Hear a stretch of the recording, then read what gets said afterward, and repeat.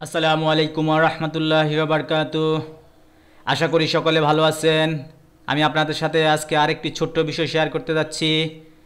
আজকের বিষয়টি হচ্ছে ফটোশপে লেয়ারে সমস্যার সমাধান।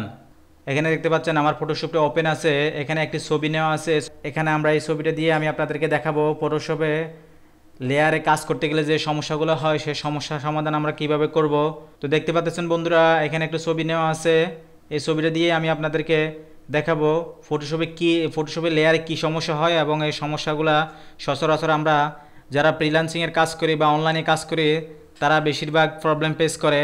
তা আপনারাও বিভিন্ন কাজ করার সময় ফটোশপে এরকম প্রবলেমগুলো ফেস করেন, হয়তো আপনারা বুঝতে পারেন না এটা কী জন্য হচ্ছে। একদম সিম্পল একটা ব্যাপার। চলুন আমরা কাজটা শুরু করি।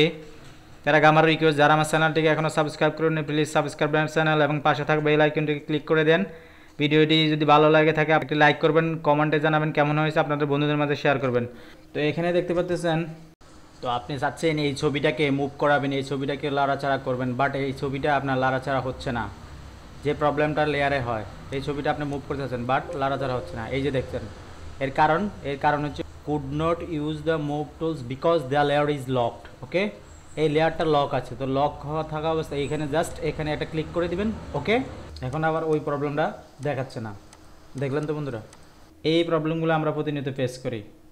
ওকে বন্ধুরা, তো এই ধরনের লেয়ারজনিত যে সমস্যাগুলো হয় সেই সমস্যাগুলো আপনারা খুব সহজেই জাস্ট আপনাদের এটাই মাথা রাখতে হবে, আমি কোন লেয়ারটায় কাজ করতেছি সেই লেয়ারটা মাস্ট বি আমার সিলেক্ট রাখতে হবে। ওকে, আশা করি বিষয়টা বুঝতে পারছেন। তা আমি সবগুলো লেয়ারকে এক করে জাস্ট উপরের লেয়ারটাকে সিলেক্ট করে নিচের লেয়ারটাকে শিফট ধরে মাউস দিয়ে ক্লিক করে জাস্ট কিবোর্ড থেকে দিয়ে দিলাম, সবগুলো লেয়ার এক হয়ে যাচ্ছে। সবগুলো লেয়ার এক হয়ে, এখন দেখেন আমার পুরো ছবিটা একসাথে মুভ হচ্ছে। আশা করি বিষয়টা বুঝতে পারছেন।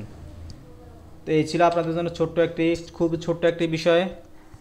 যদি এই ভিডিও দ্বারা আপনাদের সমস্যা সমাধান হয়ে থাকে বা আপনাদের সামান্যতম উপকার হয়ে থাকে, অবশ্যই একটি লাইক করবেন, কমেন্টে জানাবেন ভিডিওটা কেমন হয়েছে এবং আপনারা কোন ধরনের ভিডিও চাচ্ছেন সেটা অবশ্যই কমেন্টে জানাবেন। আপনাদের বন্ধুদের সাথে শেয়ার করবেন।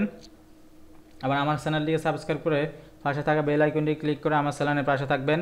আমার পরবর্তী ভিডিও আসার পর্যন্ত ভালো থাকবেন। আসসালামু আলাইকুম ওয়া রাহমাতুল্লাহি ওয়া বারাকাতুহু।